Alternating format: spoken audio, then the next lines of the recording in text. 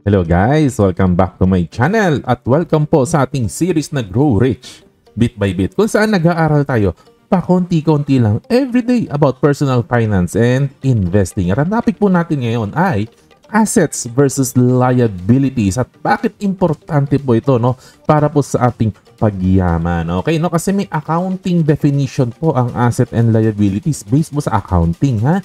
Yung asset po ay mga bagay na hawak po natin na may halaga at ang liabilities ay mga obligation na kailangan po nating bayaran. So yan po sa accounting, yan ang perspective po nila, So generally, yung sinasabi po natin, assets are good, liabilities are bad. Kaya lang po, pag gusto po nating yumaman, kailangan nating kalimutan ang definition ng accounting kasi maliligaw po tayo dyan, Sometimes, yung mga hawak natin na may halaga ang magpapahirap po sa atin. And sometimes, yung mga hawak nating obligations, yun po ang magpapayaman po sa atin. Sa papaanong paraan? Ganito po kasi ang definition kung tayo po ay investor. Ang asset po, kung tayo po ay magiging investor po, ay anything na makakapagdagdag ng cash flow sa bulsa po natin. At ang liabilities, anything na magpapalabas ng cash sa ating bulsa. Ganun po kasimple kapag investor's perspective, hindi accounting perspective, ha?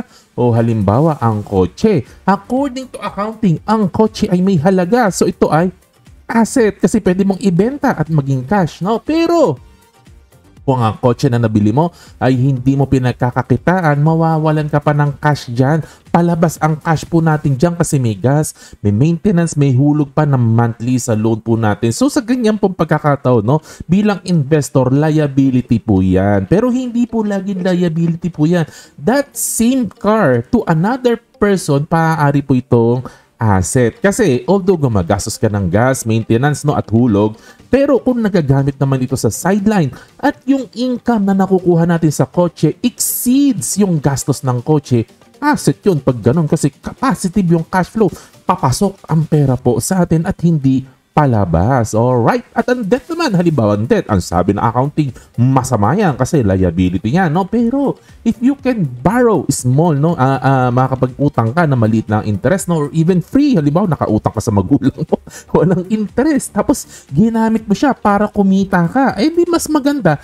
Asset yung utang na yan. Asset po ang utang na yan kasi kumikita ka, nag-generate ng cash flow. Pero that same debt, kung sa maring paraan mo ginamit, halimbawa umutang ka, pinang shopping mo sa Shopee at wala ka namang kinita, kasi nasarapan ka lang, kasi walang cash flow, nagbabayad ka pa ng interest, ay liabilities po yan kasi negative po ang cash flow. Maliwanag po ba? So case to case basis po yan, So if you want to be poor, kung gusto po natin maghirap, accumulate things that looks like an asset pero nagdi-decrease po ang ating cash flow until wala na tayong cash flow kasi inubos na niya ang ating sahod, napupunta na lang sa mga abubot na liabilities po natin, At maaaring dumating pa sa panahon na pag negative na ang cash flow natin, ay kailangan pa nating magbenta ng asset po natin para lang mag-survive, So mababang karote po tayo kapag ganyan. But if you want to get rich, kailangan marami po tayong asset at palakihin natin ng palakihin ng ating cash flow,